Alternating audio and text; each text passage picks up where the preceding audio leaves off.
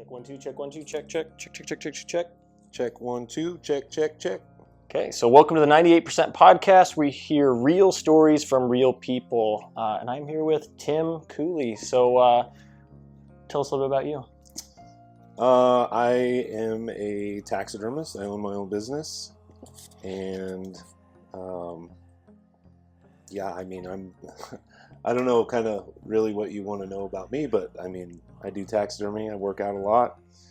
I just got done competing in bodybuilding in April, and before that was December. I had a powerlifting meet. Did well in both. After my bodybuilding show, I decided to take kind of a little break, and I've been going to the gym, but I've only been going like 4 days a week. I'm really hyper focused on my business and trying to play catch up, because while I was prepping for, first when I was prepping for powerlifting, I mean, I was in the gym for 2 or 3 hours a day, and that was 6 days a week. And then for bodybuilding, I was only in the gym 5 days a week, but it was extremely difficult getting down into the lower percentages of body fat, because it literally drains you. You have no energy at all. So I just wanted to take a break and get back to enjoying the gym and enjoying food. So There we go. yeah. Okay, cool. So, first question I can start off with is, how do you know me?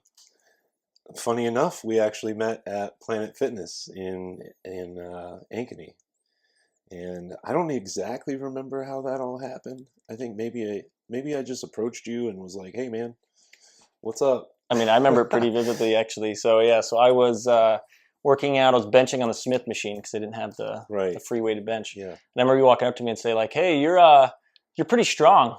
Yeah. And I was like, "Oh, yeah?" I was like, "Thanks, man." And that was when I think I was only back in the gym for maybe a few weeks or maybe a month at that point. Well, and so I think I don't remember that exactly, but I do recall like a year later how much you had grown. And I was going the other way because I was recomping because I was really big. Yeah. So, Yeah. but that was probably the coolest part, was just seeing like someone grow into their potential. And it's hard for you to see yourself because you see yourself every day in the mirror and, whatever. I mean, you start understanding that you're starting to look better because people are complimenting you and whatnot. But to watch somebody else's journey unfold, that was really cool for me, especially after you had moved, and I hadn't seen you in a while, and I came down there and we went to the rec center, and I was like, holy cow, dude, like you've gotten big. Yeah, so that was pretty cool to watch. So yeah. It's crazy thinking like small interactions like that, like just walking up to someone at the gym and saying, "Hey, yeah, you're strong," and just thinking how we've connected since, which is pretty cool. Yeah, it's wild. Yeah, it has been. It's been pretty crazy, actually. When I moved out here, I didn't have any friends out here, and so it was really nice. And then you're like, "Hey, just so you know, I'm moving away," and I just like, "Oh, great." Oh no. We had some time. How much time do what do we spend? We were together probably a year or something like that. Yeah, hanging out probably and stuff. so. Yeah. And then that was just got separated, I think, when I went to Planet Fitness. So I was in the same boat. I was like, I need some friends. Yeah, that's literally like why I was, trying to talk to more people, and I'm very outgoing anyway. Yeah. I'm like an extrovert, introvert kind of guy. Like, yeah, I love my time alone. I need that time. But when it comes to dealing with people, I'm also really sociable. Like, I can go out and not know anybody at a party except for one friend. And when I leave, I'll have 10 acquaintances. You know what I mean? So it's not that I don't enjoy time with people. I just really enjoy my time alone also, to deal with what I need to deal with and what I need to focus on, which is myself. Because if you're not okay, then the people that you care about are not okay. So I do spend a lot of time mentally, physically, emotionally on me. Yeah. And that is just to not in a selfish way either. Yeah. But there's a saying about taking care of yourself to better your family. I don't remember it off the top, but that's really what I mean, I get to work by myself every day. So when I go to the gym and stuff, that's when I have my social interactions. When I go to the grocery store, like, that's when I say hi to people. Yeah, because I don't get that at work, like most people. So it has never been hard for me to make friends. It's been very hard for me to make quality friends. But I definitely found one when I met you, that's for sure. So that's why, it's nice coming down and you come up here and when I come down there. And when somebody moves away, it was like when I moved out here, a lot of the people I thought were my friends just kind of forgot that I'm alive, and to have somebody that I had only met for a year and then they move away and we still stay in contact. Like, I don't know, I consider you a pretty good friend, really. I mean, a lot of the people I thought were really good friends don't even talk to me at all anymore, and we're talking 10 years plus relationships, Yeah. So yeah, I mean, I'm glad that we met at Planet Fitness, man. Me I'm glad that I joined the gym. For sure. Yeah, neither one of us work out at Planet Fitness anymore either. No. We graduated. Yeah, actually I still have a membership there, but I only use it for tanning. So, yeah. There you go. It is pretty cheap for tanning, actually. Yeah, I mean, $25 a month. I could go every day. There you go. That's perfect. Yeah. And it just sounds cool. I'm a black card holder, There you go. Yeah, I get free pizza every Tuesday. Dang. Or whatever that is. Is that really a thing? I didn't even know that. So I believe it started in like Ohio, and they started giving their clients pizza like every second Tuesday of the month or something. And then it became a franchise thing. And yeah, that is a real deal. I've never gone to it, but maybe you should. You're not cutting right now. Maybe you should. Well, so today is this coming week is when I'm starting back to cut. Oh, okay. Got it. So I've had, let's see, we're just about the 2-month mark now. On the 20th, it'll be 2 months since I competed. And so another thing that I was worried about that did happen was I got down to like 6% body fat, and I was pretty shredded. It could have been more. The hardest part was I only trained to be a bodybuilder for 40 days. Yeah. Luckily enough, I had an extremely good coach, Ben Iverson. He's an IFBB pro here in Des Moines. And he laid everything out from food to workouts, supplements. Everything was laid out for me. All I had to do was follow his protocol, and he got me in 40 days. I basically went from 11.3%. Now, this is on the InBody test. Yeah. They're not perfect, but there's something to go off of. And I've used it the whole time I've been working out. So, I started out at 32% body fat and 200 and whatever. I was probably 260 something at that time. I wish I would have gotten a InBody test when I was 282 because I bet I was above 30% for sure. Yeah. But anyway, so I had a really great coach. He got me right where I needed to be, but the diet was miserable because I had so far to go in so little time. Yep. The hardest part for me was being a power lifter. I'm all about the numbers. And so when I saw my bench, deadlift, and squat going down, it affected me mentally, right? Yeah. The only thing that made me get through that was every day that I woke up, I looked pretty decent in the mirror.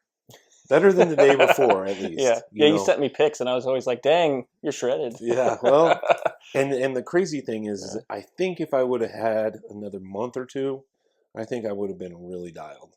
Yeah. But with that being said, now I have Ben as a coach, and I've kind of been lackadaisical the last couple months, just kind of eating. I'm not bad, but I'm not eating clean. Yeah. I had pizza yesterday at like 10 a.m. I mean, that just sounded good. So I heated up a barbecue chicken pizza. Yeah. 300 calories for a quarter of the pizza too, so which is not horrible. And then 12 grams of protein. I still look at that stuff. I'm not being a complete idiot and going to the store and buying the whole candy aisle. Yeah.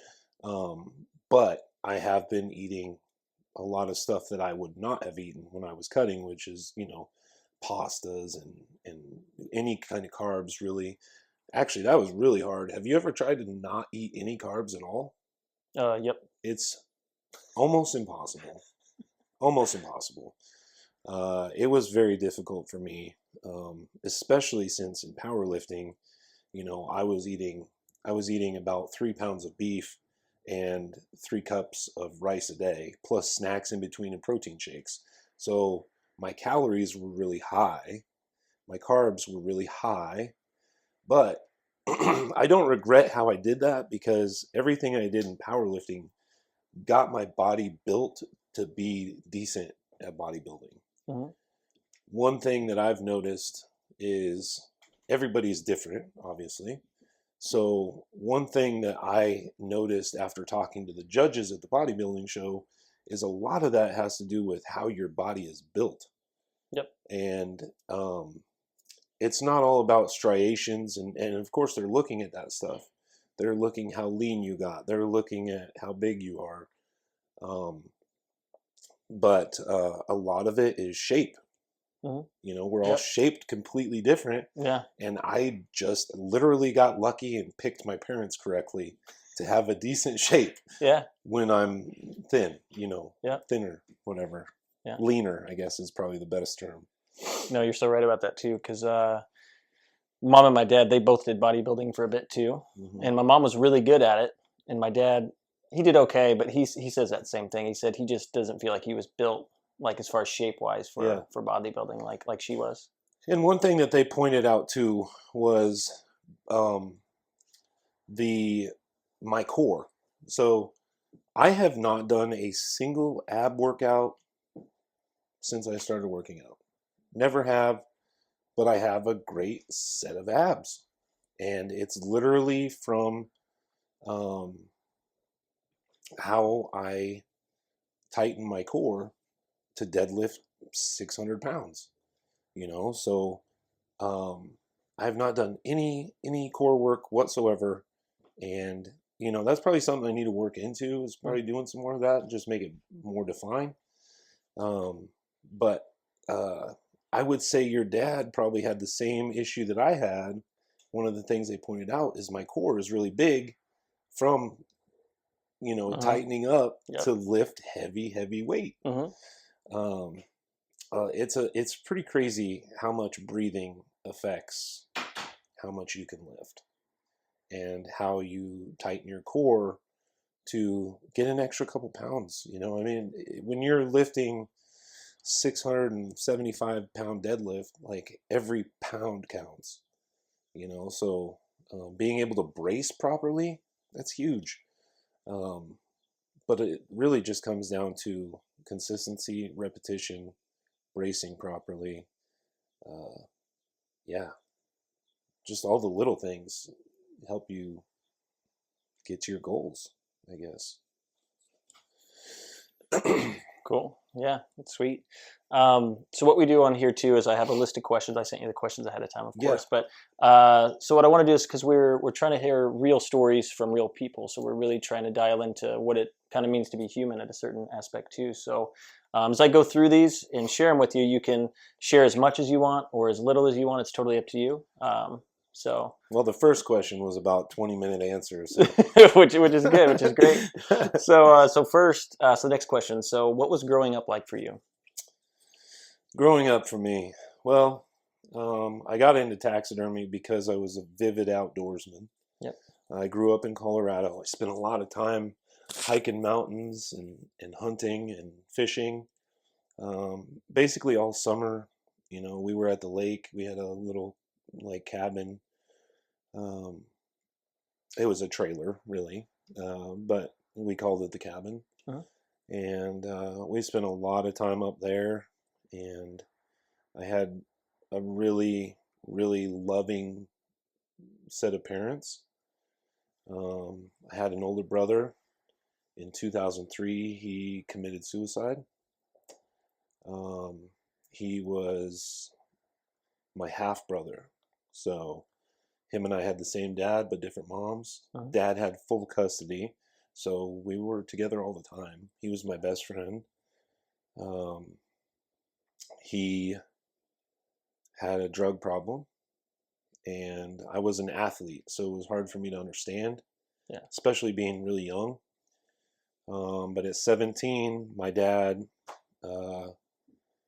did what he thought that he could do to help my brother, and it wasn't working. So he actually sent my brother to live with his mom. Oh. And we didn't see each other as much after that, but we would still stay in contact. This is like before I had a cell phone. Yeah. And so I didn't really have any way to contact him, but my parents would, get in touch with him. He would come over. Shortly thereafter, he had a son, Jason, my nephew. Mm-hmm. And I got to see him a lot. You know, that kind of helped build him coming around more. Yeah. And then on January 4th, 2003, was a day before his birthday. Him and Jason came over, and my parents watched Jason, and I had a 65 Mustang, and it was on a weekend. It was a Friday night or whatever. And, I was in high school. And so all my friends were out cruising Main Street and driving around being kids. And so me and my brother just went to the store, and he bought us some cigars. And we just cruised Main Street and had a good time. Everything was awesome. And then at 3 o'clock in the morning, the cops knocked on the door and told me my brother was dead. So I don't know. I wish I could have had that conversation that night about what was bothering him. Yeah. But nothing seemed wrong. Yeah. And so it was a shock, really. And I really didn't let that hit me until his funeral. And then I lost it. That was rough. But yeah, that was a difficult time for sure. Especially since I had seen him that night. Yeah. And then literally hours later, yeah, it was just not good. But with that being said, as I stated, my brother had a drug issue. Yeah. That led me into a career as a deputy sheriff. So it was like, let me think, 2008 or 9, I want to say. I had found a job working at a prison, and it was in Burlington, Colorado. And it's no longer even open. It's just an empty, humongous prison. It's vacant. Nothing. Nothing. And anyway, I had already had my first child, Haley, and I was married to Brooke. And so after talking to her about it, I kind of said, hey, I'd really like to get into law enforcement. And, I know that this isn't law enforcement, but it's a starting point for what I would get into if I were to ever go on the road. So she was like, no, it's fine. If that's a career path you want to take, then I will, I'm on board. So we packed up our family and we moved 3.5 hours away. And I started working at the prison. I was there for about 18 months, and I got called into the investigator's office. And nobody wants to go into the investigator's office because generally that means you screwed up. Yeah. Right? And so I'm thinking in the back of my head, I'm like, man, I have no idea what the heck I've done. I don't think I've done anything wrong. Well, the investigator, his name was Tom Ridnour, and he pulled me in, said, shut the door. And I'm thinking, holy cow. And Tammy was the assistant investigator. She was in there too. So I'm like, what did I do? I'm thinking the worst case scenario Yeah, at yeah. this point. The only thing that would have been worse is if the warden was in there too, because then I'm like, holy cow, I'm going to be an inmate before I walk out of this office. Yeah. So anyway, long story short, I know I keep saying that, but Mhm. and my stories are long, Ah, but Tom asked me to come run the jail for Kit Carson County Sheriff's Office because he was in for election for the county and dominating. mhm. So he knew he was going to be the sheriff and wanted me to go run his jail. And blown away, shocked, and happy. I was like, yeah, absolutely. After I found out pay and all that stuff, of course, I'm not going to take a pay decrease, of Yeah. course. So, um, yeah. So then I went over the sheriff's office, ran the jail, promoted to corporal in 3 months, promoted to um, sergeant in another 3 months, and then after I was sergeant for 4 days, and Tom and Robbie was the undersheriff, called me into the office and offered to ship me to get my certification. And so at that point in my life, I was like, man, I'm doing everything right. Mhm. I'm working my butt off and it's paying off finally, you know. So I went to El Paso County and finished their police academy.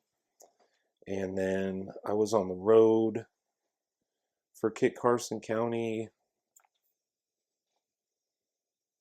I don't even know how long. I don't know how long. But anyway, it was a great job. It was a great opportunity. It was a difficult job. I worked a lot of hours. Being on salary, working that many hours was difficult. What they did instead of paying overtime is they gave you comp time. Okay. So, if I worked 8 hours extra, then I could have an extra day off. Got it. The problem with that is you never got that extra day off. Not as Seems to be often. how it works. Yeah, not as often as you would like to. Yeah, yeah. But the problem with it was is if you didn't use your comp time, it didn't roll over into the next year. Okay. So you would lose it up to a certain amount of hours. I think it was like 40 hours or something. But the benefits were great. The job sucked. People are mean, you know. But you got to remember too, I was dealing with the not so good people Yeah. of the world. So that's why they hated me, which is fine. I was just trying to do right. But really, I definitely give my brother credit for that. Um, his choices made me want to make the world a better place. And I thought about that every time I would pull a car over. Um, you know, I never did speeding like I speed. I sped when I was a cop. I sped in my uniform and deputy pickup. Like that's just something that people do, and it's sometimes not even on purpose. Uh-huh. So I didn't write speeding tickets. I didn't give a crap about that. I was there to fight real crime. Uh-huh. Somebody's breaking into a house. I want to be there. Yep. If somebody is destroying the school, I want to be there. I just, I wanted to fight real crime, Uh-huh. and so that's why I spent so many extra hours working. Was my buddy Travis, who's now the sheriff. Um, he is really good at um, like like undercover stuff, using CIs to buy drugs and getting the streets cleaner, and that is what I liked. I really thoroughly enjoyed that, even though there was sometimes I would sit in my car for hours on end and nothing would happen. Yep. It was the times that something did happen where I was really glad that I worked, on my time. Uh-huh. I chose to take my time and invest it into the streets for the county that I live in because I want to live in a safe place. And so, yeah, but that's a really long answer again, but No, it's good. Yeah, Because I mean, it's cool too that I mean, I think we need more people with integrity in positions like that too, you know? I think so. I mean, there's bad apples in every line of work. Of course. Um, but it bugs me that the bad apples get such a publicity Hmm. in the news and whatnot. Hmm. You know, where's the news station talking about the firefighter or the deputy that jumped in a raging river to save a child? You don't hardly even hear those stories, but that stuff happens. Yep. No, you're going to hear about somebody that was, you know, physically or mental, whatever, abused by a terrible cop. Yep. And that's not fair to the people that are trying to do right. Yeah. Hmm. Yeah, it could be a ratings game, right? So you get more ratings for the negative stuff, but we're also programmed as people to see the negative and kind of, Oh, for sure. and I think it's kind of playing off of that, right? Yeah. So yeah, I get that too. And I mean, that's why we did this. I mean, we're doing this podcast too, is like to bring awareness to like the normal stuff, right? So like the 98% of the world that's actually normal are the people, because we get fed the 2% of the, the BS essentially, right? Like, Right. so then we see that frequently on social media, news, whatever. So we tend to believe the world's like that when, I mean, every time I go out and see, I feel like the world's Normal. actually pretty sweet. Yeah. It's not what you see, right? It is what you make it, though. It's true. I Yeah, believe that. agreed. There's a lot of times where, and I'm sure you've dealt with this too. You have something bad happened in your life. Yep. And you're hyper focused on the bad. Yep. But the sun is shining. It's 75 degrees. Uh-huh. I have the day with my child. Uh-huh. We have no plans. Yep. And the fish are biting. There you go. I mean, it's literally that simple. But we as humans make it so difficult. Of course. Yeah. And think about it too. Think about like, say if I watched the news for 2 hours before I would go out to the day, I'm going to be focused on everything that I just Right. all those, just discrimination, just people being treated poorly or whatever. And then I'm going to go out in the world and that's what I'm going to be seeing. Like, oh, that proves exactly what I heard today. Right. When I might have been totally oblivious to that had I not watched it. Right. Right. Absolutely. Right. And I'd notice all the good things around me. So yeah, it's interesting, isn't it? Yeah. I had somebody ask me about the news the other day. And they're like, "Oh, did you hear about that?" And I was like, "No, nope." Yeah, same. Oh, well, I don't care. I don't care because I don't see that. Exactly. Yeah. I don't see that in my life. It's like when I know we have to be careful with verbiage here, but when there was a certain virus floating around, there was a lot of stuff being said that I just did not see in my life, and I don't know. I mean, I believe that happened? Yeah. A lot of people got sick. A lot of people died. Uh-huh. But as far as the over, what am I trying to say? I think it was played up to be more than it actually was, Yep. because, like I said, I just did not see all the horrible, horrible things that they were talking about. I just didn't see it in my life. And I lived my life just normal as could be. Yep. I didn't change a thing. Uh-huh. And it never, I don't know, different, I guess. I stay away from the news. I actually have zero social media now. I've really I still have an Instagram, but I haven't posted on there in months. Yeah. I just don't like to see bad when the world is so good. Agreed. Yeah. Yep. Okay. Cool. Okay, so next question. And you might, if you've already answered these, that's fine. But like this one is, what's the biggest struggle you've made it through? You want to start talking about my divorces? How much time do you have? we got time. Okay. whatever you want, man. All right. Well, I have gone through 2 divorces, and they are very difficult to deal with. Everything that you work your butt off for your entire life, and then you have to split it down the middle. Yeah. That's hard to deal with. Probably the biggest factor to that, I would say, is there are kids involved in both. Yep. And, when you go from seeing your offspring every day, excited about them coming out of the school and saying, "Daddy," Uh-huh. and then that only happens every other day. Um, or for me, the hard part is at night. So the hardest part for me is definitely the nights that I don't have them. It's so unbelievably quiet. I hate it. Yep. I hate it so much.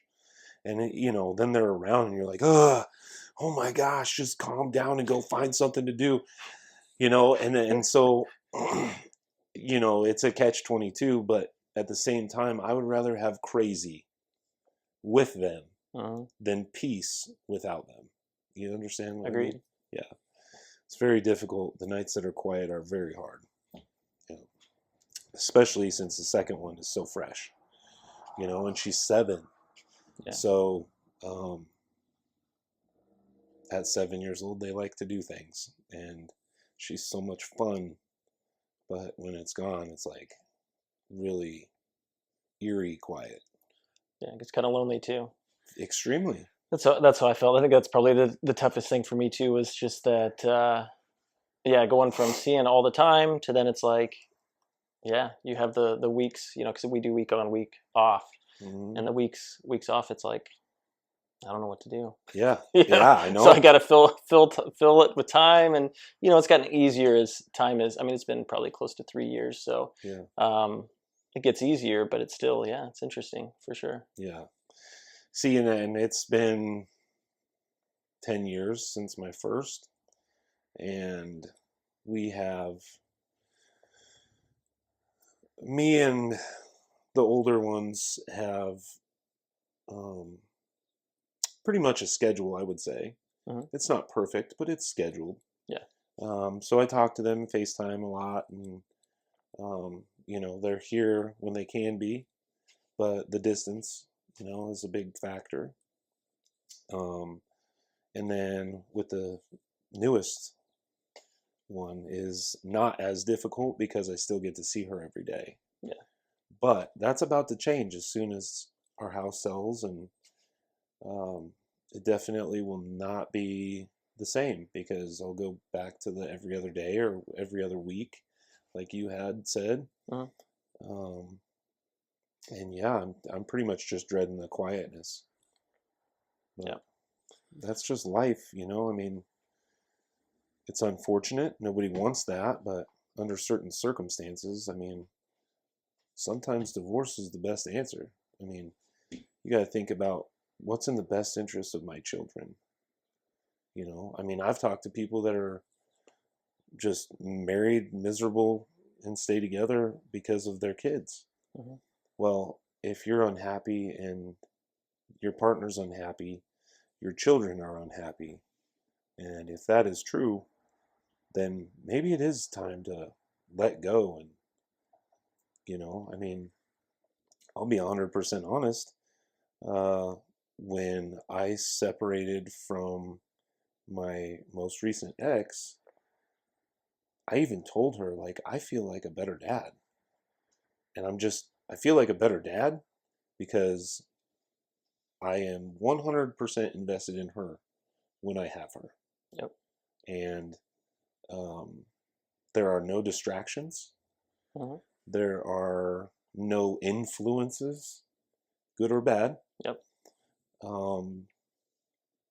Yeah, it's been so difficult to start seeing that stuff, but it has made me realize that I am capable of more than what I think I am.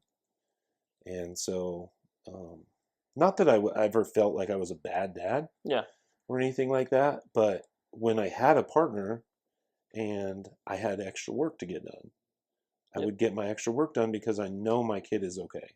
I know she's fine. I know her mom loves her. Her mom is a great mother. I have not a single thing to say about either one of my exes in a negative fashion. Yep. It just, well, the first one I was very young. Yeah. And we just were toxic for each other. She knows that, I know that, and we both moved on and we're way happier, you know. Yep. And so as long as the kids are taken care of, that's all that really matters to me. For sure. That's a big part. Yeah. Yep. It's crazy too, thinking about all the, because I mean, I resonate with a lot of stuff you said, is like thinking about the growth and stuff that comes out of something like that, Yeah. like divorce, which is wild. So like, I mean, I wouldn't be doing this podcast, probably wouldn't be doing music, probably wouldn't have made as big impact with people as I have had I not went through that, you know? For sure. So it's interesting, the good things that come out of those dark moments. And I think sometimes that's what we need in order to grow, which is what's interesting. Yeah. No, I definitely, I have personally grown a lot going through not just the divorce, but Yeah, all struggles in life. exactly. Because there's many. It's about, I don't know, I would say, I don't even have a percentage, but there's a lot of negative things that happen in life. But there's so much positive, and if you focus your brain on the right things, I don't see how you could go wrong, really. It's just getting your mind to flip is really hard. It is. Because as a human, like you said, we want to look at the negatives. What is the worst case scenario? Yep. Well, from a therapist standpoint, what's the worst case scenario, the best case scenario, and the most likely outcome? And that is how I answer all of life's problems anymore. Exactly. Is through those three things, you know. And you know, with children involved, I always have to, you know, I have to think about that for them too. For sure. You know, it's not just about me. It's about what's in the best interest for them. Yep. And that comes first. And then what's in the best interest for me. Mm-hmm. So, yeah. Yeah, it's interesting. Yeah, struggles fascinating because I think there's two options. It's like we let it consume us, we fall, or we find a way to make it through. And I think the finding a way to make it through is what at the end of the day makes it better. Yeah, for us. So agreed. Cool. Let's see. So you might have answered this, but what are you currently going through, either positive or negative, that you want to share?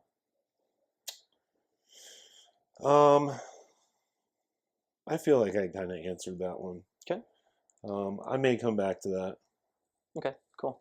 So then, what is a skill or talent that you'd like to share with the audience here? Skill or talent? I'm really good at thumb wars.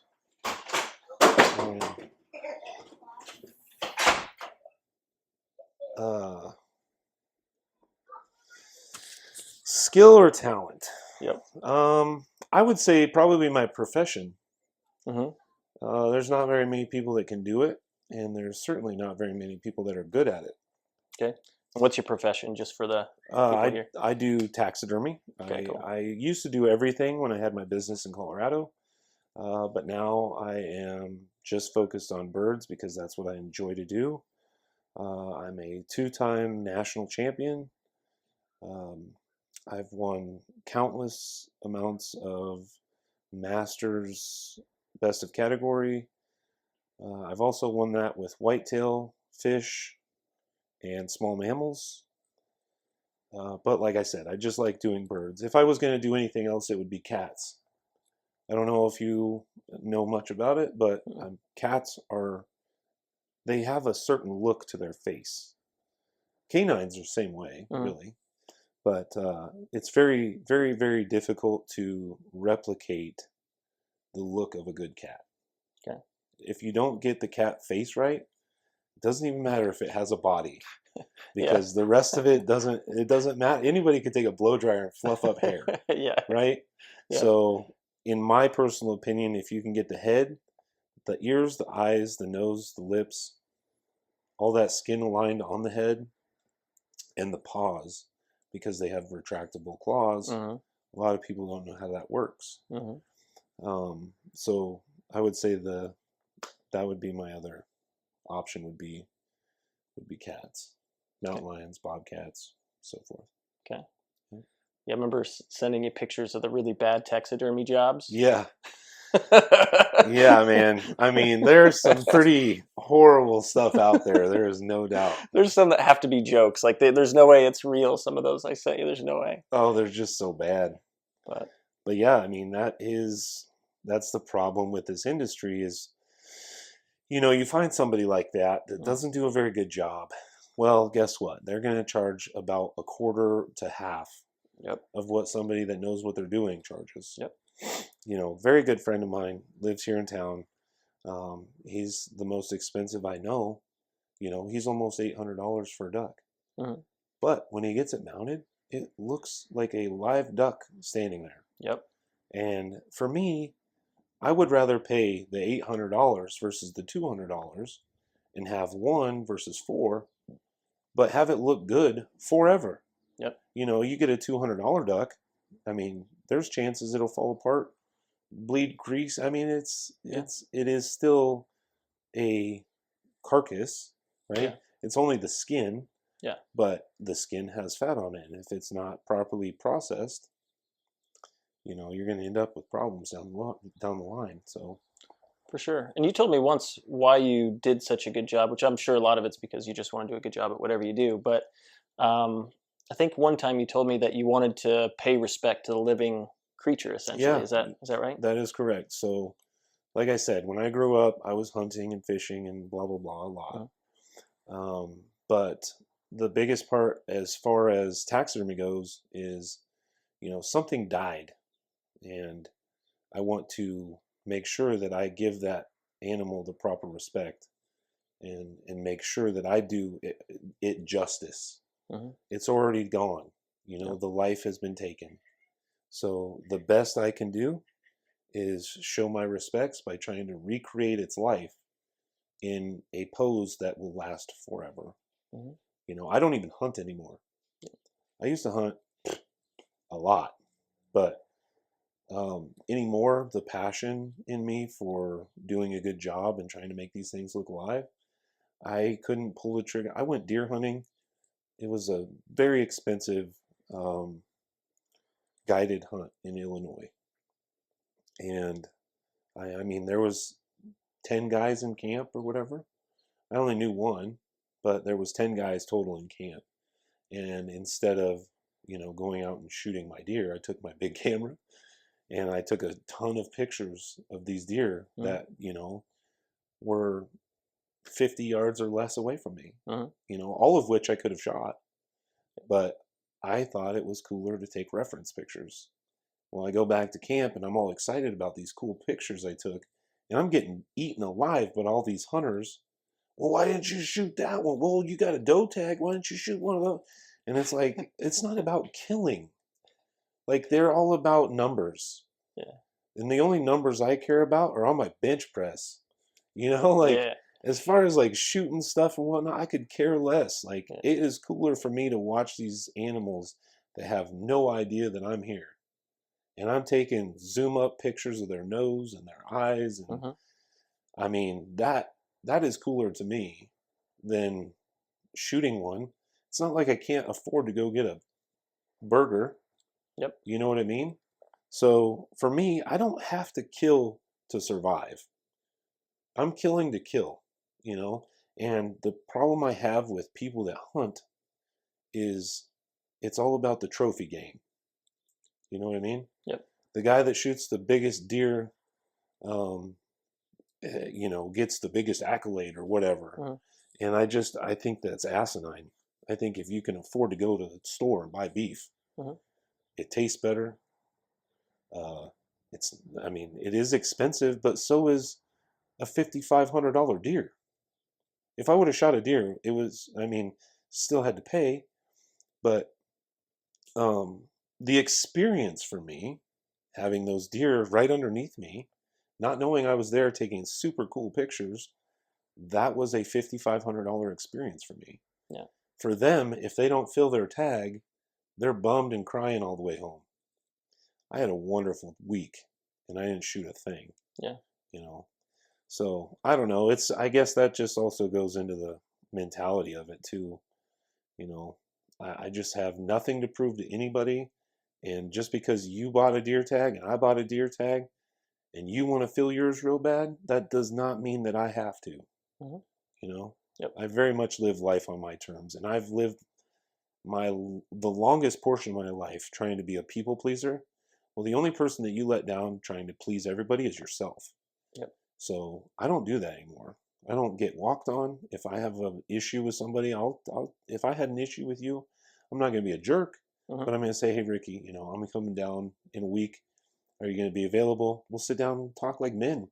There we go. I just I see it a lot actually because I used to be in those shoes. Yep. But now that I have changed my mentality to no one's going to walk on me anymore, I see it in others a lot. So I don't know. I try to make sure at least my friends try and live by that same uh, philosophy, if you will, and just make sure you're taking care of you. You know, do what's best for you. Because if you're doing what's best for you, you're doing what's best for your family. I don't know. I agree. Age, wisdom. There you go. Yeah, for sure. Getting old, dude. One thing you mentioned too, and they don't know this, but you also do animal photography too. So Yeah. you mentioned pictures, but you didn't say that you were a photographer and stuff like Yep. that. And I've seen some of your shots because we went on that trail hike, Yep. and you were just snapping a bunch of shots of birds, and it was pretty cool. Yeah, and so I mean, would I take pictures of anything? Sure. But I am just super fascinated with birds. There's so many different kinds, and they're so pretty. You know, I just like to look at them. But you know, there's a little cemetery right up the road, and I go over there, and it has swans and geese and ducks and whatnot. And I just sit there and take pictures, just for an afternoon. You know. Yeah. Of course, like learning more about photography, you know, you start learning like, oh, okay, well, when the sun's bright, then it's really hard to take good pictures. But if it's a cloudy day, Got it. man, lighting is perfect. Yeah. Or another thing that I found out is sunrises and sunsets. Man, you can get some spectacular photos. So, yeah, that is definitely a passion of mine is taking photography. I wish I had more time Mhm. to do it. Like this winter, it got really cold for like a week and a half. We're talking negatives. And up at the river, right there by Sailorville, there was just a little spot that stayed open in the river, right next to the dam, and it was just completely loaded with all different birds. And I only got up there one time, you know, and then by the time I could go again with business and you know this is you know working out for the bodybuilding and whatever, so I was busy and all of my time was either working out, cooking, because that is like something that I'm gonna have to figure out a program for that because holy smokes, man, it seemed like I was cooking every 30 minutes. um, and then I started using Sundays as like a food prep day, Mhm. and that got my whole week ready. That helped a lot. Yep. But yeah, I just wish I had more time for it. You know, with kids and the working out and everything for that bodybuilding show, it was just not the best time. Mhm.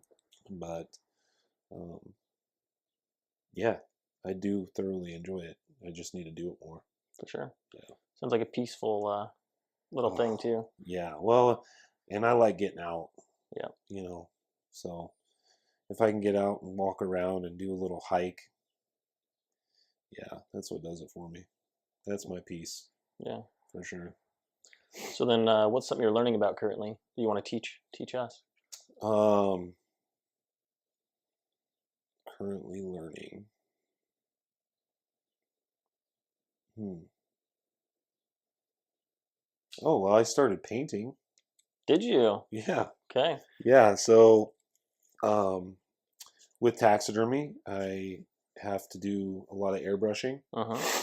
And so, um, I needed more activities to do with my kids, especially the youngest one. Uh huh. And so just went to Michael's and just bought every color paint that you can Uh huh. possibly imagine in acrylic paint and a whole bunch of canvases and started doing that. And it's pretty amazing, like how difficult it is, really. especially with like an airbrush, like I can blend super easy. Oh yeah. But with acrylic paint, Got to learn whole new techniques, right? totally different. Yeah. Mixing paints Uh-huh. and different brushes do different Yep. things, and it's like, oh my gosh. Yeah. So that's something I'm learning. I did buy a book. I can't remember the name of it, but it has helped me a lot.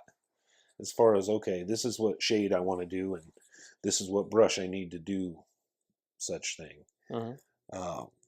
So that has been something that I've been working on getting better. Yeah. Yeah. It's hard. It's hard for me to not be good at something. Yeah. And so when I start something, it's like I get hyper focused on it. Yeah. Um, I do the same thing. God, I'll So tell I you, it's a relate. blessing and a curse, man. No, you get really, really good at things, but you don't realize like how like you literally everything narrows and you're in Yes. that zone. Yeah. Well, it was okay. For instance, perfect scenario for what we're talking about. Mhm. When I was competing for that bodybuilding competition, it was only 40 days long. Mhm. However, those 40 days, I did not care about anything but making weight and getting as shredded as I possibly could. My business suffered, my friendships suffered, only because of really minor things, really. Not like I lost a friend over, Yeah. but yeah, I was just on my schedule. This is what I have to do to make sure I win. And I think the world needs more of that mentality, really.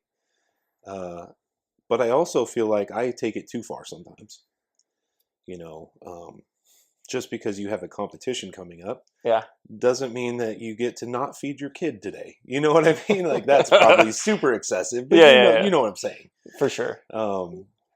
Yeah, I just really, really, really get dialed in. When I started painting, I painted every day for a month. And now I'm like maybe once every week Mm-hmm. at night. But my paintings, I'll tell you what made that change is that now that I've got an idea of how to paint better, my paintings take forever. Mm. So I don't want to rush and not do a good job. And so, one painting will take me a month. Wow. But that's like every once a week Yep. for several hours, So I don't know. I just like doing a good job at stuff. And if I'm not good at it, then I really try my best to get good at it. Yeah.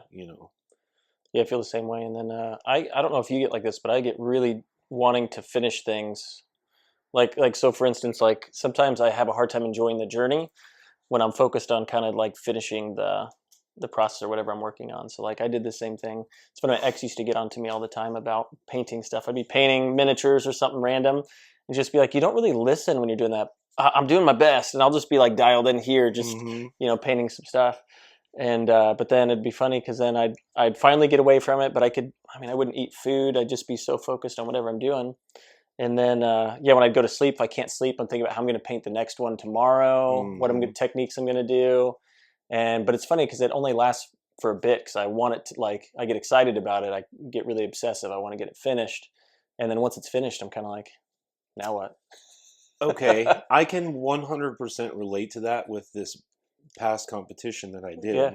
And I hate to keep bringing that up. No, yeah. But a lot of that changed my life, honestly. After I had won that bodybuilding competition, I was almost depressed because I had worked my ass off and then it was done. Yeah. In one day. Crazy, isn't it? One day it was completely over and now I have nothing to look forward to. Yep. Nothing to look forward to in that aspect of things, right? And so, yeah, so it was difficult. It probably took me a week to just come out of that, Yep. I had worked so hard and I had accomplished the goal that I was after. But after the goal was accomplished, I didn't, and generally I'm pretty good about setting my next goal. Yep.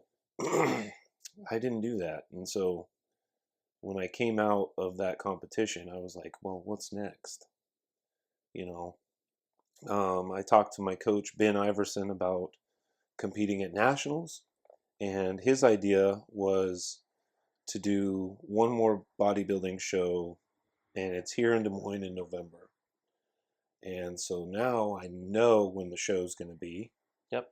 And another thing that I am going to do is going to compete in powerlifting at nationals next year, depending on how I do at this bodybuilding competition. Yeah. I thoroughly enjoy both. I like how I look when I do bodybuilding, you know. Yep.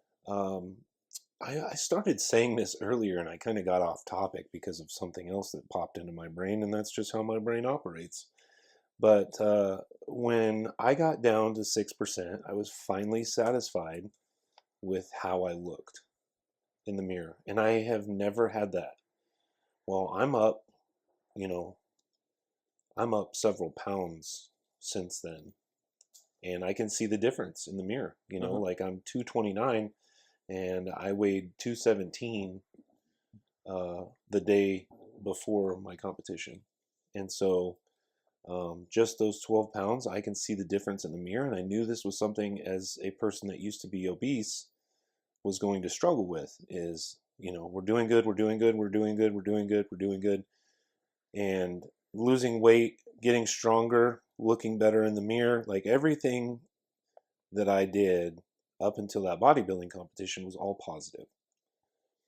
Well, after that, you know, I started eating and not like horribly, but like I said earlier, pasta, you know, pizza, whatever. Still keeping an eye on my calorie intake, but not obsessing about my calorie intake. Weighing out my chicken breast. Okay, we can only have 6 ounces. You know, I was to the extreme when I need to be. And so now that the weight is going back up and I can see the difference in the mirror, even though I don't look horrible, I still look better than when I was 282, obviously. But I can see the difference and it is mentally affecting me. And so that's why I said, you know, I'm going to start my cut again. And it's 100% mental. I don't want to, excuse me, I don't ever want to get back to wearing a hoodie and a vest in the summertime because I'm ashamed of how I look, you know. And even currently, even though I've lost 60 pounds, whatever, and gained muscle and look way better, I still have gained weight from that bodybuilding competition. And mentally, that has affected me. Like I don't wear stringers, you know, when I go to the gym anymore. I wear t-shirts. And, you know, it's really kind of just mental on my behalf. Yeah. It's my own enemies. Yeah. But it's something that I have to get over because I know that currently I'm probably around 10 to 12% body fat. Yep. And that is healthy. That's good. You know, and so yep. I need to make sure that I keep reminding myself that because, you know, it's also unhealthy to be 6% year round. You know, Exactly. And like I was saying, I had no energy. Like I could go days and not get out of bed and I'd be okay. Exactly. You know? Is that how you want to live life? No. But I look good. I look good. No one's gonna see it, but my bed sheets. But yeah, I look fine. Yeah. But yeah, I like to get out and about and feel comfortable in my own skin. Yeah. And you know, even though 12 pounds is 12 pounds, once you see yourself with low body fat and you can see your body's potential, it's really hard to not keep that. Agreed. So, do I want to stay single digit body fat year round? No. But I want to stay fit, you know? Yeah. And just, you know, I guess the way I've been thinking about it lately is the more weight that I gain, the more I have to cut before November. Mm-hmm. So that's why I've kind of been keeping an eye on my calorie intake and stuff. Have I been in a surplus? Obviously, I've gained 12 pounds in a month and a half, 2 months. Mm-hmm. But it's not a crazy, that's nothing crazy. I literally lost 12 pounds in 3 days. So was it the most healthy way? No, it wasn't. But bodybuilding is not healthy. And I don't care what anybody says. Yeah. Bodybuilding is not healthy whatsoever. No. There is obese people on this side, and there is undereaters / bodybuilders on this side. Mm-hmm. And you have to find what's healthy in the middle, which, I watch a lot of Greg Doucette. Mm-hmm. I love his message. His message is to stay at 15% and main gain, which is basically recomp. I did a recomp from 282 to 209 was my lowest body weight. Mm-hmm. Before, I started gaining again. But yeah, man, I just think 15% and, keep an eye on what you're eating, eat healthy. It's not that difficult. No one's getting fat eating a watermelon. No one's, gaining weight being a obese person eating spinach, Yeah. and it's all so good for you and it tastes good. So, Yeah. then one thing that I've learned, actually, this might go back into one of your questions about, I forget what the question was, but anyway, one thing that I taught myself is how to cook foods that are healthy, that are at least 80% of the quality of chicken Alfredo. Mm-hmm. I've learned how to make those things with much, much, much lower calories. Yep. And that's huge. It is. Yeah. So calories in versus calories out. Man, as long as you're expending more calories than you're taking in, you will be in a calorie deficit, and you will lose weight. So I don't know. I'm really thinking about getting into coaching for weight loss. I don't want to coach for powerlifting. I do not want to coach for bodybuilding. I will give them a workout routine, but I do not. I want to teach people who are obese, like I was, how in 2 years' time, and that sounds like forever, 2 years, right? Well, it took you 20 years to get fat. What's 2 years? No, exactly. Yeah. Take 2 years, do what's best for your family and yourself mainly. Yeah. And lose weight before you die. You're going to die of a heart attack. Yeah. Why? Because fried chicken is better than grilled? Forget it. It's stupid little changes like that. When we go to restaurants, now one thing that I've completely gotten away from is fast food. I will go to Chipotle though. I love that place. And we'll never get rid of Chipotle. And if you get a bowl, it's actually not horrible as long as you don't get super extra sour cream or something crazy, right? And one thing that I've taught myself to do is I love sour cream and cheese, but I only do one instead of both.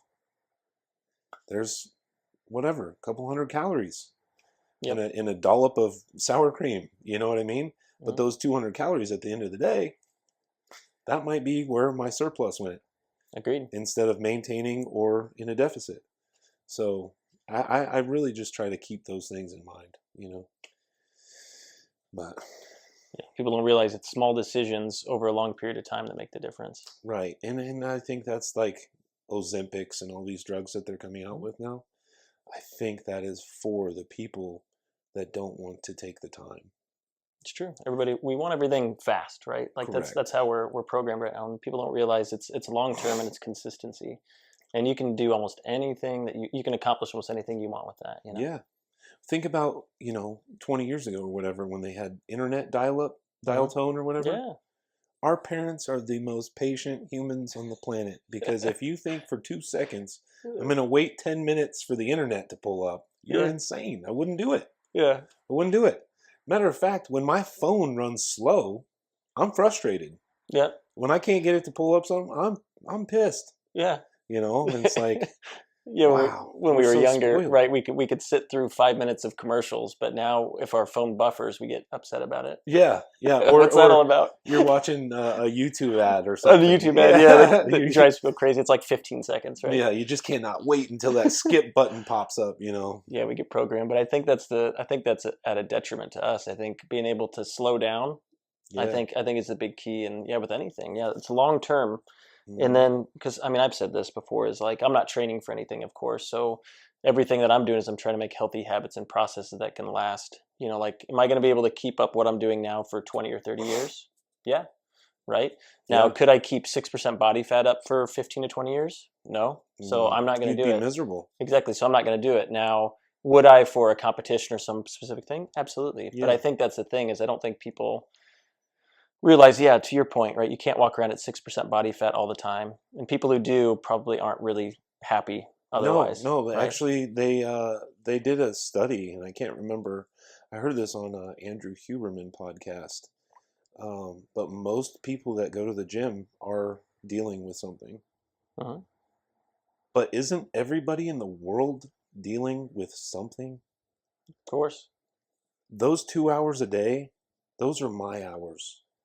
Yep. And that is where I find my peace for life struggles. Exactly. Some of my greatest days in the gym, I didn't want to be there, but I was so mad about something that was going on in my personal life. I'll walk in and hit a PR. Yep. I mean, yeah, I think the gym is a great place. And if you don't like lifting weights, go for a walk. Exactly. I get the same, um, what's the word I'm looking for? Uh, I get the same, like, pleasure Yep. out of going for a long walk as I do hitting a bench PR. Yep. It's the same thing for me. Yeah. And, I think we need to be more active. A lot of people that don't go to the gym, if you ask them, well, why can't you go to the gym? Or you want to go to the gym with, I just don't have the time. That's BS, because I used to be that guy. Uh-huh. I was that guy for years. Well, Uh-huh. why don't you go to the gym anymore? I don't have time. I got a business to run. I have 9 employees. I got shit to take care of. Yep. Well, um, that's all nonsense, because if it meant something to you, if your health meant something to you, you would make the time. Yep. It's 2 hours. It's really not that much time. And think about the stuff that you could do in less time. Or I don't have time, but you see that same person on their cell phone, Facebooking or Uh-huh. Instagramming or Yeah. Snapchatting or Twittering or TikToking. Yep. I mean, it's like there's so much social media out there anymore, it almost disgusts me, Uh-huh. because it's such a time suck, It is. which is exactly why I don't have it anymore. Uh-huh. I don't have time. Well, I had time until I wasted 2.5 hours scrolling, and I thought it was like 10 minutes. Yep. Where did the time go? Well, it went to Instagram, Uh-huh. you know? Yeah. It's priorities, right? Yeah, So we have time. It depends on what you want to prioritize. The thing that sucks, though, is it sometimes takes people having like a really big health scare before they actually go to the gym, or sure. something big happen. And I was like that. I mean, didn't work out, and I'm an active person. I mean, I still was active, but man, I just quit the gym for like 6 years, just focused on other things and thinking like, oh, I don't really need it. I feel pretty good mentally. And then it took, divorce to get me back in the gym. And then I'm like, why was I not working out in the first place? Yeah.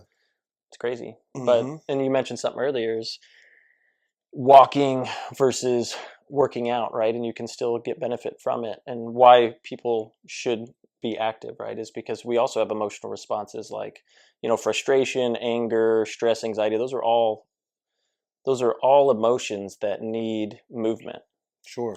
right? So if we're not moving, we're just sitting there, we're going to continue to be anxious, stressed, frustrated, angry. Mm-hmm. So going to the gym, running, walking, whatever, it could be just walking, and Yeah. it's benefit. Well, and it definitely, to feed off of that, I feel like what you said, um, with the emotions Uh-huh. and not dealing with them, and your body needs to be in movement. Yeah. Well, if you're not moving, what are you doing? Exactly. You're running those same emotions over and over and over. You're waiting for that one person to text you. Or whatever the case is. Yeah. But if your mind is busy and you're doing something, you're not hyper focused on what doesn't matter. Uh-huh. What is that emotion coming from? Okay, well, me and my wife had a argument, Uh-huh. whatever. A 10, 20, even, 5-minute walk, that distance to calm myself, Uh-huh. and I'll walk up to the cemetery and watch the birds. Yep. I mean, I agree with that 100%. Yep. If you are focused on the negative, that's where your brain will stay. If you make yourself get up and go, Uh-huh. then you're focused on something good. Yep. Yeah, I agree with that. Yep. A lot. Yeah, one thing too that I've noticed that I've been working on lately is I noticed I scroll when I'm trying not to process emotions. Do you do Oh, that? really? Man, I don't know. I'd have to pay So, attention to that. because the thing is, because the gym helps, because right, you're moving your body, and then you can, like, for me, like, I know, like, when after the gym, like, then I know I have more clarity on, like, okay, should I have this conversation now or shouldn't I, right? Because sometimes we should have conversations, sometimes maybe we shouldn't, right? And we do. So I think I get clarity in that space. But I've noticed, like, when I'm on social media or something, or YouTube or whatever, if I'm watching it, and I'll catch myself there, and I'm like, okay, Ricky, what emotions you try not to feel right now? And I take a break, and it's crazy, like the stuff that comes up afterwards. But a Hmm. lot of times we do it, and I think that happens a lot. Why people are anxious is they hop on TikTok or something random, and they're just scrolling. Um, and even if it's learning, I've done plenty of times where I just learn nonstop, and I'm using that as a crutch also not to process emotions, and it's weird. Hmm. It's kind I'm of gonna wild. have to pay attention to that. Yeah, Yeah. yeah. Yeah, I don't know that I've ever paid enough attention to realize that, but that's It's a weird thing to interesting. pause and reflect. Yeah. Yeah. And it sucks. So I'll tell you why it sucks. So what happens when you stop doing that and you set the phone aside and like not pick it up, and all of a sudden you start feeling like, oh, I feel low, or I feel like there's something going on. But it's funny because when it feels pain, like it's funny, like it'll hit a point and then it just feels like relief. It's weird. Like once you Hmm. process it, sometimes it might take a day or two or whatever, but like it's interesting, and then you're back to good, which Yeah. is very fascinating. But yeah, that's one thing that I've noticed lately that is kind of a funny thing. Like, yeah, watching YouTube videos, entertaining myself. I'm like, wait, why are you doing this? Right. Yeah. Interesting. Yeah, I will definitely be paying attention to that. I don't have anything to scroll because I don't have any social media anymore, but um, I was just I watching YouTube videos. definitely, when I have something going on in my head, Yeah. I definitely like open my phone a lot, Yep. Uh-huh. for absolutely no reason. Yep. And then I'll lock it again. And I know it might be 30 seconds, 5 minutes. Uh-huh. I'm looking again. Exactly. Yeah. No reason whatsoever. Yeah. So that's interesting. I'm going to figure that out because, yeah, I probably do the same thing, honestly. Yeah. I think Yeah. we all do, and I think we might find different avenues for it too. So it might not actually be phone. It could be maybe something you do throughout the day that you just maybe is a way to avoid it, which is Hmm. interesting. But Hmm. okay. So what are you doing for fun these days? I know you said you're painting, but anything else you're doing for fun? Um, honestly, all of my fun is either spent in the gym. I consider that fun. Mm-hmm. Those are 2 hours of good time for me, really. Yep. Um, I have a new girlfriend, Okay.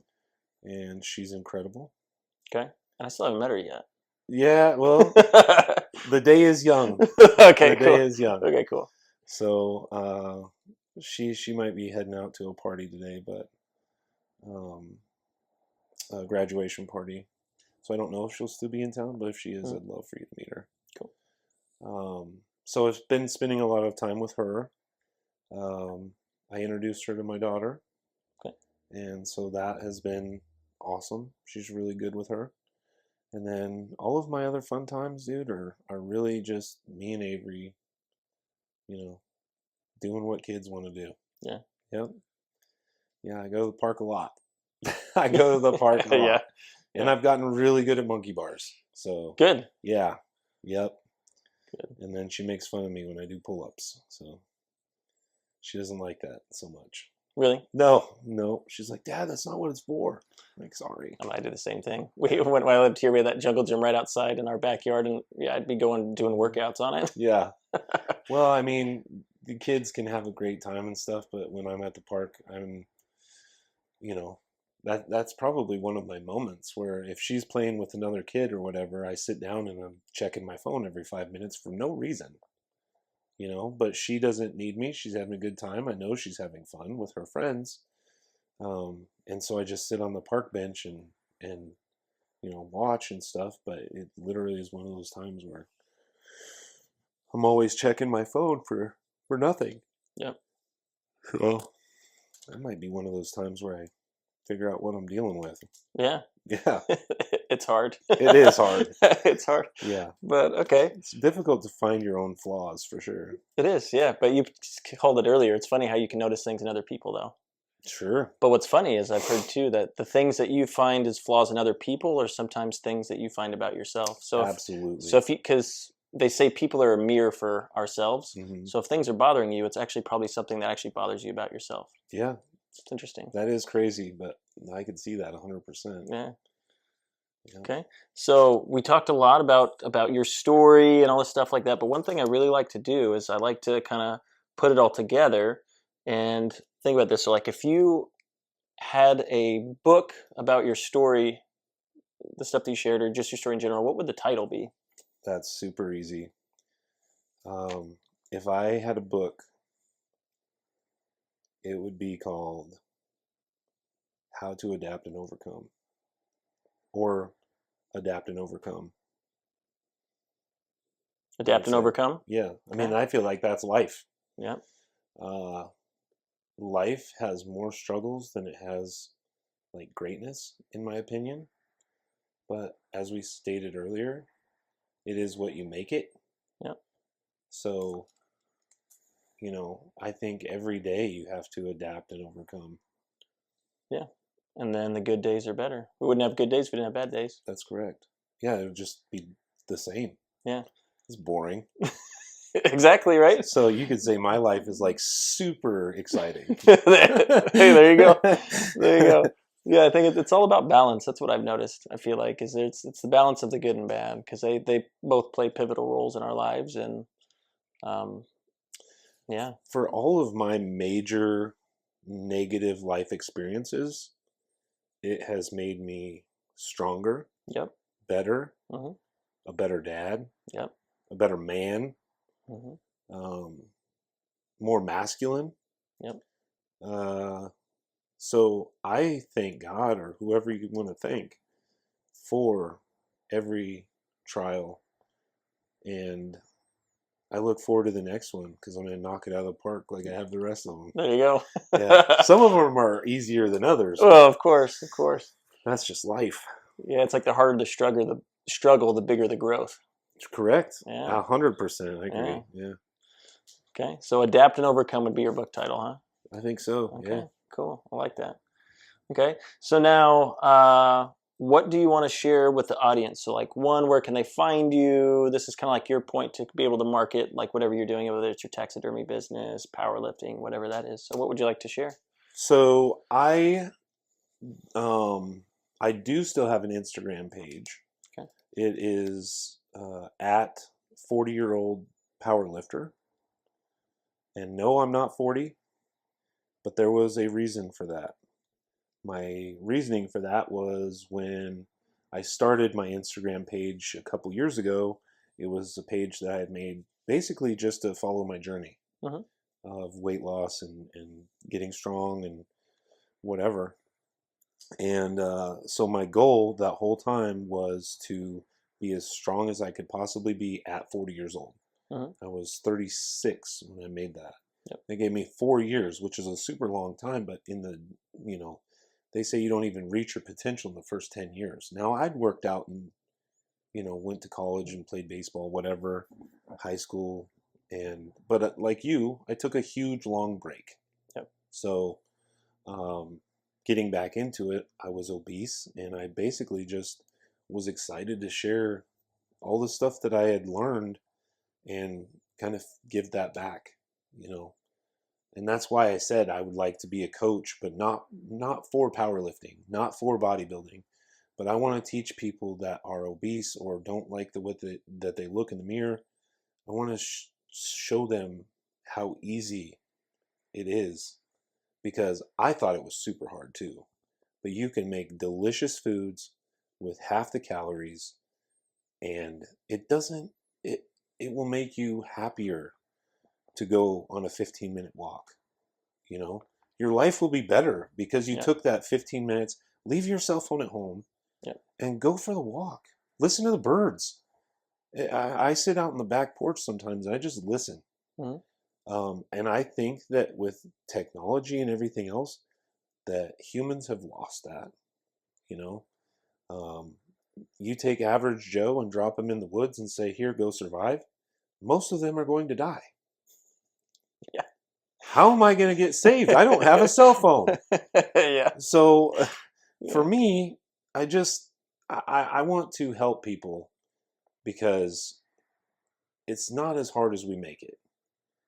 And if that's something that I could do, man, I would. If I helped 1 out of 100 people, I mean that would be a success for me. So but most of the time I just share stuff with people, you know, that are talking to me about it. I'm not going to go up to an obese person and be like, "Hey, well, if you cook your chicken like this," you know, I'm not going to do that because that's super rude. But if we're having a conversation and whatever, then yeah, I'll help people without getting paid. I have a job, you know, I have a career. I don't need to get paid to help people. So, yeah, 40-year-old power lifter on Instagram. Cool. I'll put the link in the bio. Sweet. And then anything else as far as any other things you want them to contact you if they want to reach out about? I have Crohn's disease, and I am working on getting to be a like a volunteer spokesperson. For the Crohn's and Colitis Foundation. Okay. As you know, I was in that Mr. Fitness deal. I ended up 11th. Oh, so you didn't make it to the top 10? I didn't make the top 10, man. I didn't make the top 10. But, you know, I'm still satisfied with that to even be in the running for something like that. And for the listener, it was for a placement in the Mr. Fitness magazine, and that just ended last week. It's still going right now, but it's only the top 10 now. I placed 11th, which is still pretty cool. But you know, some of the one thing I didn't like about that was that you could pay for votes. And so, is it real? Yeah, you got wealthy friends. You got I mean, so my mother asked me how much she wanted to spend, or how much I wanted her to spend. I said, "I don't want you to spend anything." I said, "I want you to vote once a day, because that's what they allow for free. And share it on your Facebook." There we go. Done deal. You know, she's like, "Well, you know, we could do 500, and on a double day, that's 1,000 votes." I'm like, "Yeah, Mom, but that's not how I want to win." That would be like going to a powerlifting meet and saying, "Yeah, just put the fake plates on. You know, let's have 1,000-pound deadlift instead of 600." You know, so I don't like that, because you can pay to win. And that is not me. That is not how I wanted to win. And to place 11th with, you know, I don't even know. Did you know how many competitors there were? No, I didn't. I have no idea. Because I just voted for you. Yeah. I didn't look at anybody else. Well, I'd hope so. So yeah. Well, thank you. Yeah, you sent the link, and I just voted. So there you go. Well, I appreciate that. But yeah, man, I just would never want to win by flaunting cash. You know. I want it to be legit. For sure. So, to get 11th and people had the opportunity to pay, I couldn't be happier. For sure. Why not? Yeah. So. That's awesome. Okay, so now the last thing we like to end with is I like to have you create a question for the next guest. And you also get to answer a question from the last guest. Oh, boy. Okay, so, and this is probably the wildest question that I've ever been given. Great. Okay. And I get to answer it. Okay. And it's totally ridiculous. Okay. Is this from one of your parents? This is from my dad. Oh, great. So he couldn't think of one, and then he came up with the most random thing, which is hilarious. So I shouldn't have. I kind of poked it a little bit, and he's like, "Yes, let's do that." And then he created it. Okay. So would you rather eat a bowl of sauerkraut or get kicked in the nuts? Sauerkraut. Yeah? For sure. Okay. Without question. There is not even... I wouldn't even second guess it. And I hate sauerkraut. Yeah. I see somebody at the baseball field eating a brat with sauerkraut on it. Man, I walk away as fast as I can because I can't even stand the smell of it. Yeah. But those two things, easy decision. So yeah, I don't know why I even created that. I know because he's like, I can't think of one. And I was like, well, I mean, you could say you do this or punch, and he's like, that's it, punch somebody. Okay, how about? And they came up with that. So I don't know. I wonder if he would rather get kicked in the nuts then. I don't know. He must hate sauerkraut that much. Well, I'll have to ask him. mean, there's a lot of things I dislike, but I would definitely struggle through a bowl of sauerkraut before. Yeah. The pain is just I'm sure unbelievable. If you've ever been hit down there, like for real, I have. Yeah, it is brutal. Yep. So I mean, maybe if it happened, then I'd stop having children. But I mean, I got hit so hard I got bruised and welt. It's good stuff. No kidding. Yeah, I've had mine swell, but that was from a baseball. Mine was from a knee. Oh. Were you rolling, doing some? No, I wish. This is okay. So I'll tell it. This is a fun story. All right. So it was right when Amber and I first got married. Okay. So we got married, and we were just kind of playing around in the kitchen, and I was just like fake wrestling her for fun and try to go for like a fun little trip, but I was being really gentle and fun with it. And I guess it startled her enough where her reflexes kicked in and she just kneed me in the nuts. Jeez. Super hard. So, and the first thing I remember is just being like, I have to pee. So I took off running outside, just peed. Peed. And I was so bruised and it was rough. And I was like, why'd you do that? I don't know. It was just reflex. Yeah. It's like, dang, I thought we were having fun. Jeez. Wow. So almost a short marriage. That's a fun story. Yeah, exactly. Yeah. But we had Rachel, so I know it still works. Right. Well, there you go. As far as having kids, so that's there we go. That's all that matters, right? Yeah. Okay. So now, so you get to leave a question, and it doesn't have to be as silly as that one. So it can be anything you want, like, yeah, I mean, any type of question. Would you rather be a millionaire on a deserted island by yourself with all the food and necessities that you need to survive, or make $30,000 a year and live a normal blue-collar life?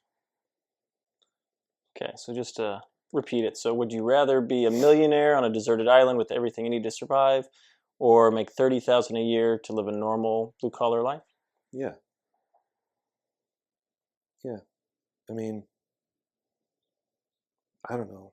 I think as humans, we over-fantasize about money. I agree. And if you want my honest opinion, I've had times in my life where I made a lot of money.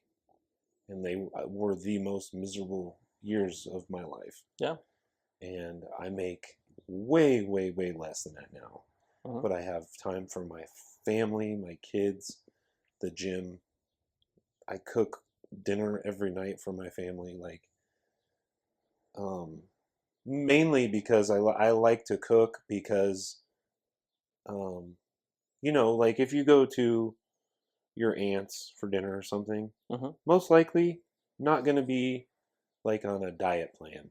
Yeah. You know what I mean? Of course. It's lasagna, whatever, which is delicious. Don't get me wrong, but that's the stuff that I try to avoid often.